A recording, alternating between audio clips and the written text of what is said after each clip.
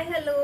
So காஞ்சி semi சில்கில் நம்ம நிறைய colour பார்த்துட்டோம். அதில் டிஃப்ரெண்ட் பேட்டர்ன்ஸுமே நான் உங்களுக்கு காட்டிட்டேன். இப்போ ஃபைனலாக ஒரு புடவை வந்து கையில் வச்சுருக்கேன்.